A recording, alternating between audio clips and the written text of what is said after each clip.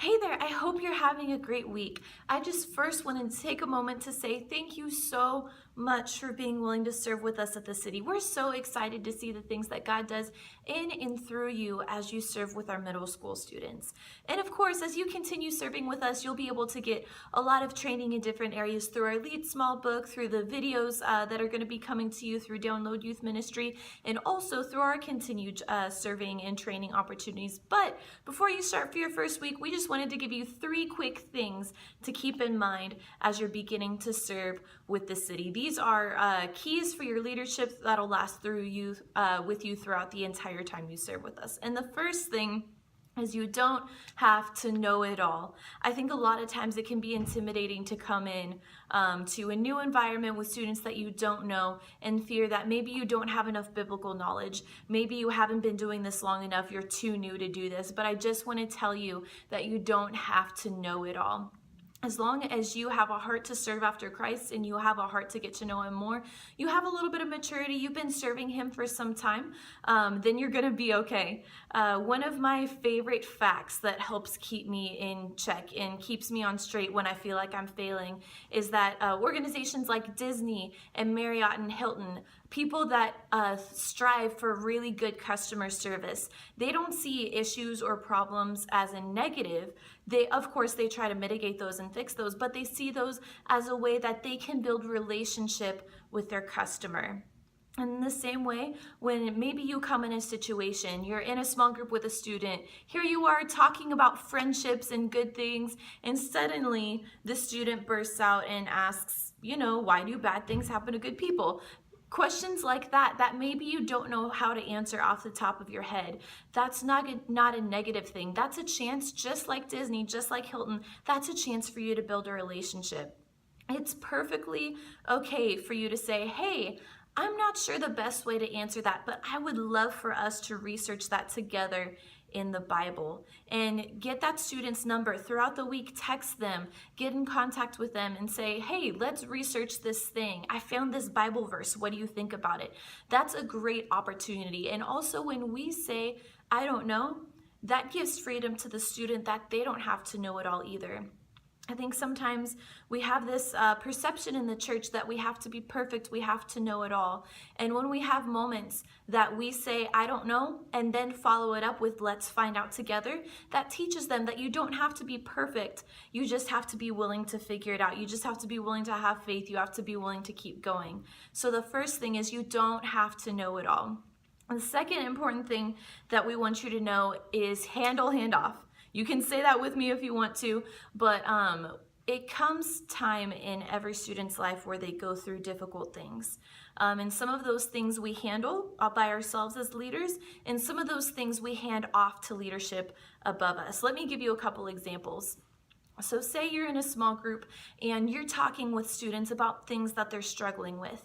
Maybe your student says that they're struggling with things like pornography. Maybe they're saying they're struggling with things like, lying to their parents. Those are things that you can handle as a leader. Those are things that we want you to come alongside them as you've built those relationships with them, to be able to continue sharing with them, sharing truth with them, hold them accountable, and help them work through those problems. But maybe you're in a small group and you have a situation where a student says they're cutting themselves. Maybe you're in a small group and they say they're even considering suicide. Those are situations where we want to hand off to a staff member of the church or someone above us to be able to come alongside. So the really key thing is if a student is talking about hurting themselves or hurting other people, that's something where we want to get someone else involved. And of course, in that situation, we're going to keep your role as leader as the most foundational thing, but we want to come alongside you to help in those situations and maybe get other authorities involved if necessary. Another example is if maybe a student says that they're being sexually abused in any way, or even physically abused. That's a situation where we want to hand that off to a staff member. So you're still going to continue to have that relationship with the student, and as the staff member steps in as much as possible, we're going to keep the communication continued between you and the student.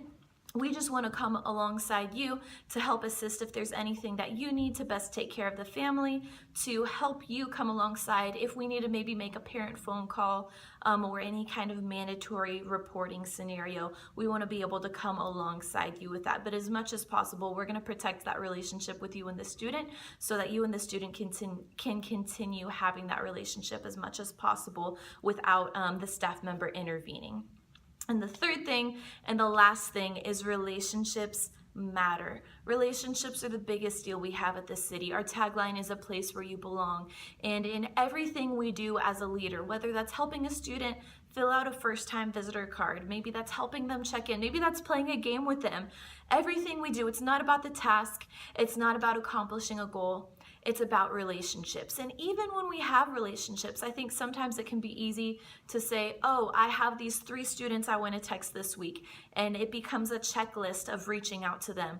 We don't want to do that. Of course, checklists are a great thing. I personally love checklists and planning ahead. But in everything we do, relationships are our bottom line. So maybe you're in a scenario where you're assigned a task. Maybe you're supposed to be filling out a VIP card, but you see a student in the corner that you really need to reach out to. As long as you cover your position, as long as you reach out to a staff member or maybe another leader that's there at that weekend service, to ask them to help cover you while you go have a conversation with a student, that's totally fine. We want to make sure all of our positions are covered, all of our things we need to do are taken care of, but relationships for us are the biggest thing. So we never want to get caught up in doing a task when relationships are the bottom line. So we just want to encourage you to be led by the Holy Spirit. Of course, that comes with some accountability, with checklines, and along with that. But we want to give you the freedom to be able to take care of your students. And if you ever have a question about what the best way to take care of your students are, we're here for you. Us as the staff at the city, the staff at Midtown, we want to be here for you. We want to come alongside you. So again, I just want to say thank you so much for being willing to come alongside us to serve at the city. We are so excited to create a place where you can develop relationships with students and have some meaningful conversations. So with that, if you have any questions about serving at the city, please reach out to me and we'll have more information, more training for you coming soon. But thank you so much for coming alongside to serve with us in this new journey.